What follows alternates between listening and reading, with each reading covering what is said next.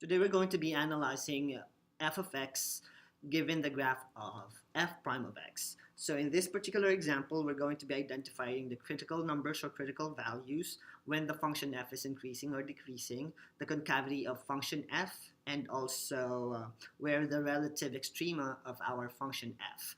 But in this particular example, the graph that we are seeing is the graph of f prime of x. So let's go ahead and answer problem letter A. So in letter A, we need to identify and classify the x-coordinate of each critical value or critical number. Now, first thing that we can do, given the graph of f prime, is to label that everything above the x-axis is positive and everything below the x-axis is negative, and this will help us identify the behavior of the function as it increases and decreases and how the concavity works in our f prime graph. Now let's identify the critical value, and the critical value lies on the x-intercept of your f prime graph, and we can say that the critical value will be at x equal to -2, x equal to 0, and x equal to +2. And the reason why we have critical values at these values of x is because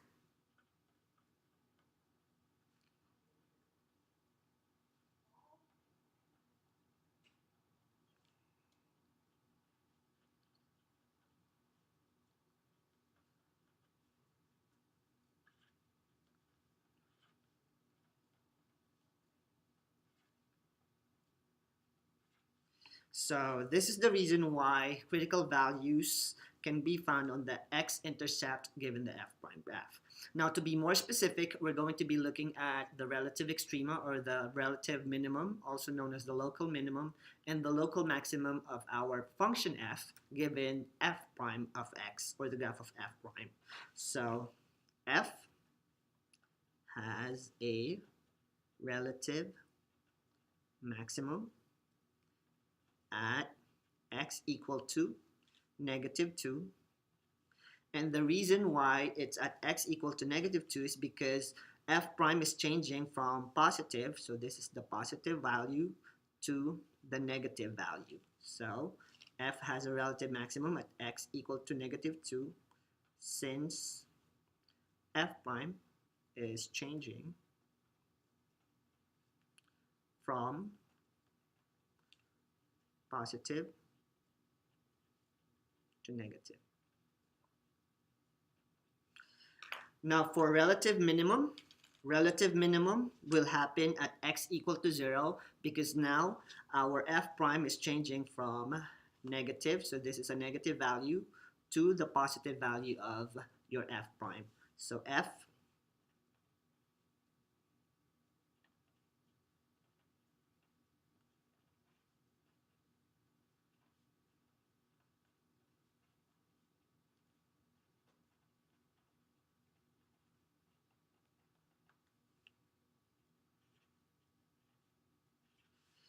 and that's how we identify relative extrema using our f prime graph.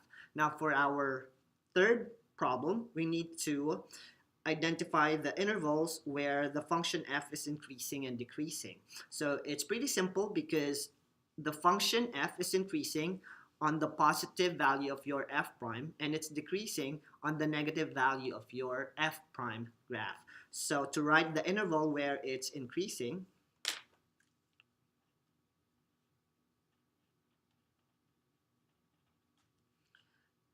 right here on the positive interval. So since this is a closed interval and this is an endpoint right here, so we know that this function is between the closed interval -3 and +3. So we will use that in our intervals. So first, from -3 to -2, it's positive.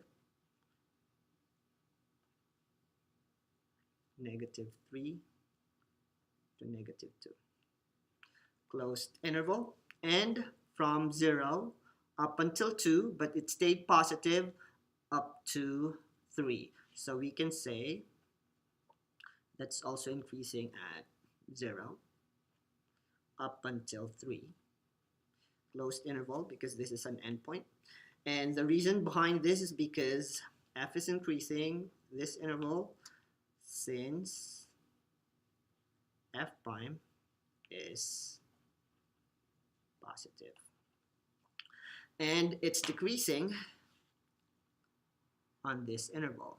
So this one is decreasing because it's at the bottom or below the x-axis, which is negative. So f is decreasing from -2 to 0. And the reason is because f prime is negative. And for letter D, we're going to identify where the concavity of our function f is. And to identify the concavity of the function, you will just look at the direction of your f prime graph. So here, it's decreasing or going down up until this point right here on x. So let's mark it. And then it starts to go up again here. And then here. So we have 4 intervals. So we know that it's concave up here and there. So that's when the function is concave up. And here. So we can say that f is concave up right here from -1 to +1 and from 2 to 3. Closed interval, and the reason is because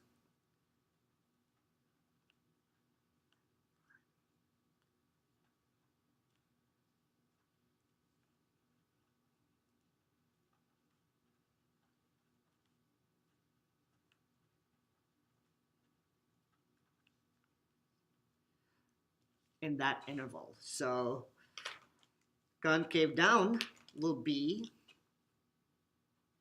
right here. So f is concave down between bracket -3, comma -1 and 2 and +3, since f prime has a positive slope.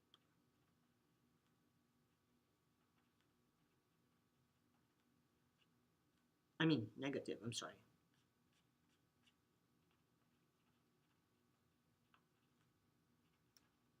Or decreasing on this interval.